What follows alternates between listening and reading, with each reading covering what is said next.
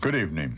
We're about midway between America's two great family holidays, Thanksgiving and Christmas. But increasingly, over the past few years, we felt a chill right along with the warm glow. Somehow things just aren't the way they used to be. Something has turned dark. The American family, we feel, is in trouble. There's an explosion of single motherhood. That can't be good, can it? We live with ugly new buzz phrases, runaway fathers, deadbeat dads, welfare mothers, abuse. When was it better? When was the golden age of the American family, and how have we let it slip away? Or was there a golden age at all? Is the American family today, with all its crises, as good as we can hope for? Can we somehow make it better? That's the subject of tonight's Cronkite Report. Family matters, or does it?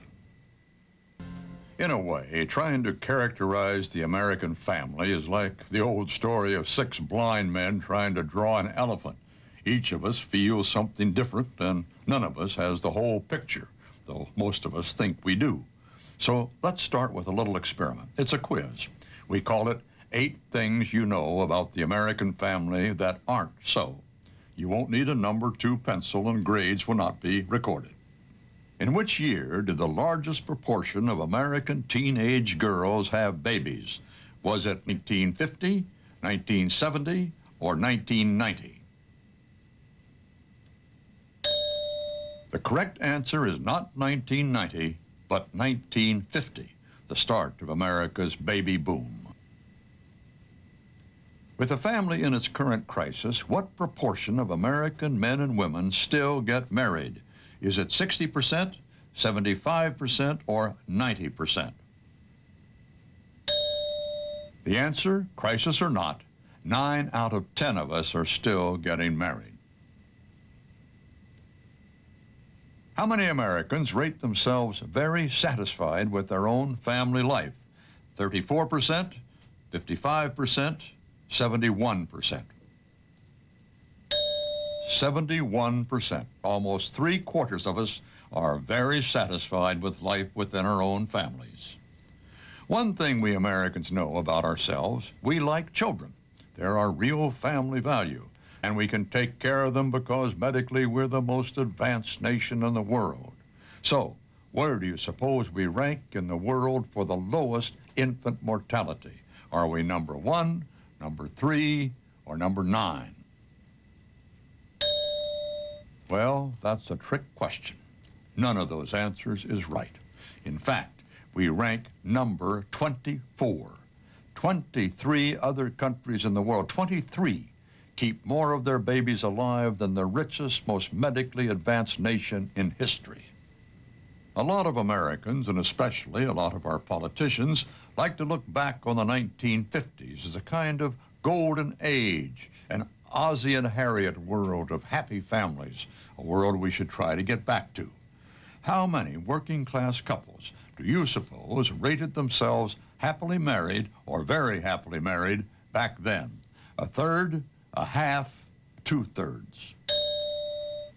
Just 1/3 working-class couples said they were happy in the Ozzie and Harriet decade.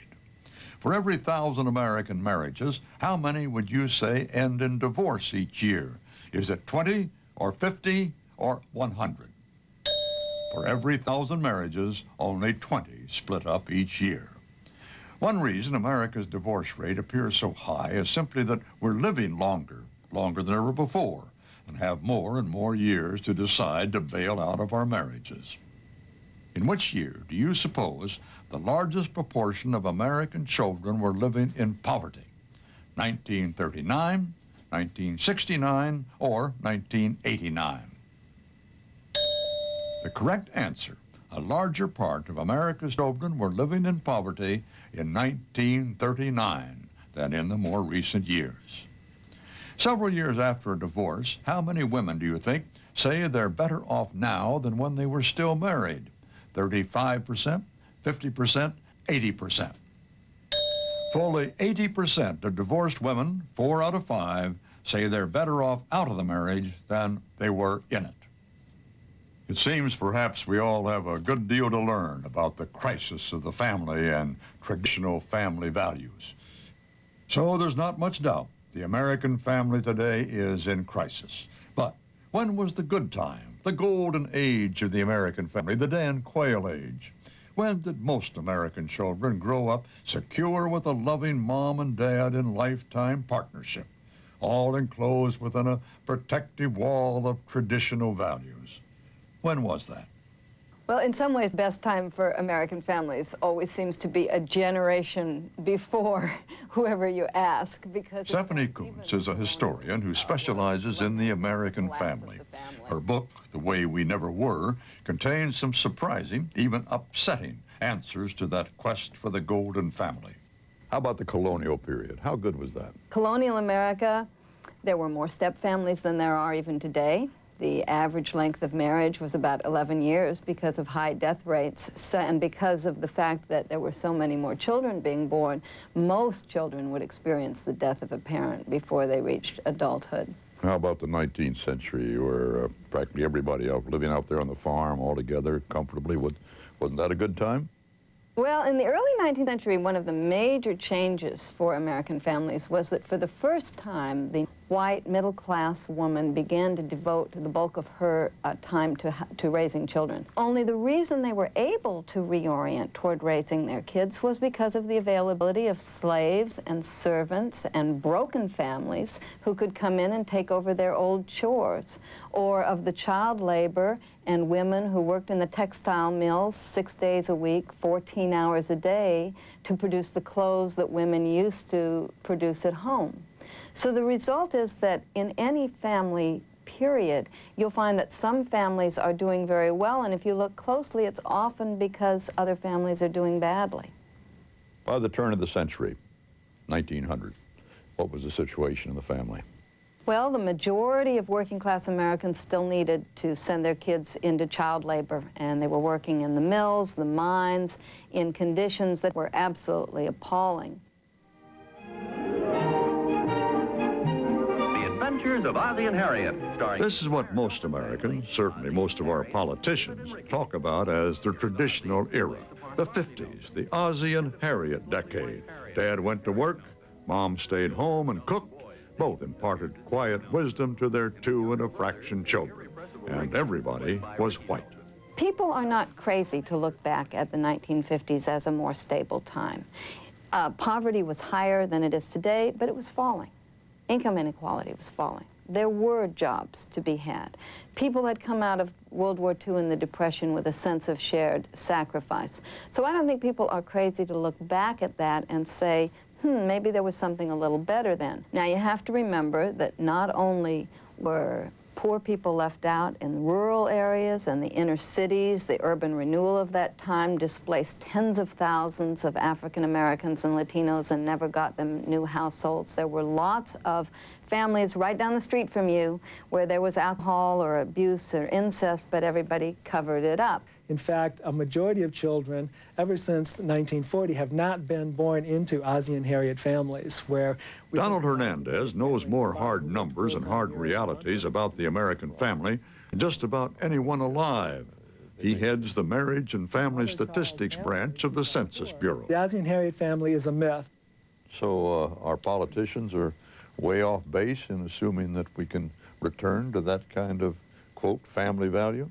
We certainly can't return to that kind of family because it hasn't existed in the last half-century. Hernandez, Kuntz, and a lot of other scholars agree that what ails today's American family isn't a loss of traditional values. It's a loss of income, a turnabout of historic proportions. They also agree that our family values politicians of whatever party are ducking that explosive issue. As of 1993, median family income in the U.S. was exactly the same level it was in 1973, 20 years earlier. Remember, this is despite the fact that we've had enormous increases in mothers' labor force participation. So the income level that required 1 worker in 1973 now literally requires 2 workers. This is the important point that the politicians miss. It's as if a physician said the fever is the problem, instead of trying to find out what's below the fever. And what's below the fever of all of the family changes and anxieties we have right now is a transformation in the distribution of jobs, income, population, age roles, but the politicians won't talk about that. So people are sitting here falling behind, looking at a gap between rich and poor that has reached third world proportions, looking at conditions in the city that would make many third world nations blush, and the politicians are saying, well, it's all because you're not organizing your families right. There's a very profound and disturbing question for Americans here. It's been said that we Americans like our own children, but we don't like other people's children, especially children of a different color or ethnic background or class. From his vantage point in the Census Bureau, watching the numbers ebb and flow, Donald Hernandez finds himself haunted by that image, America as a third world nation. The United States is now in the process of deciding whether or not to become a third world country. A third world country is a country in which a small group of people are highly educated and have relatively high incomes, and a large mass of people have relatively low levels of education and low incomes. The children are the future of America, and the children, the kids of today will be the parents, they'll be the citizens, they'll be the workers of tomorrow. And if we don't invest in our children now, not just my children and your children, but all children, we're going to live in a society that may not be the kind of society that any of us want to live in. The family is in crisis. No news flash there. One thing we've learned tonight is the family always has been in crisis and probably always will be. Some humorist once said, "I never met a family that wasn't dysfunctional." But tonight's program suggests we're probably wrong about the nature of the present crisis. Tonight we've seen vast love and vast sacrifice, mothers and fathers striving desperately, as mothers and fathers always have for 1,000,000 years, to make life better for their children. But we've also seen the odds stacking against them and seen a kind of national hypocrisy in action too. For 2 decades now, corporate America has been steadily eliminating tens of thousands of jobs, shipping more tens of thousands of jobs south of the border or to the Orient, the good jobs that used to make life good for our families. We've seen our political leaders, many beholden to those same industries, turn a blind eye to this economic onslaught, insisting all the while that what the American family needs to solve its problems is a return to traditional values. The strong families we've met tonight need no coaching from politicians of either party on family values. What they need is what those leaders and American society in the 1990s increasingly refused to supply: help, the kind of help most other Western nations routinely provide. The assurance of prenatal care, decent daycare, maternal and paternal leave, family health care, assured education for all, and higher education for our best and brightest. And yes, food for hungry children. Because Donald Hernandez is right. The children are this nation's future. If we continue to worry about our own children but not someone else's children, if insurers expel new mothers and their babies from hospitals after 24 hours in the name of some bottom line, if we take away food allowances from poor children to punish their mothers for giving them birth, if we make higher education still more unattainable for all but our wealthy families, in short, if America, still the richest and the strongest nation on earth, continues to behave like an impoverished third world backwater, then we'll lose our future, and we will deserve to lose it. Good night.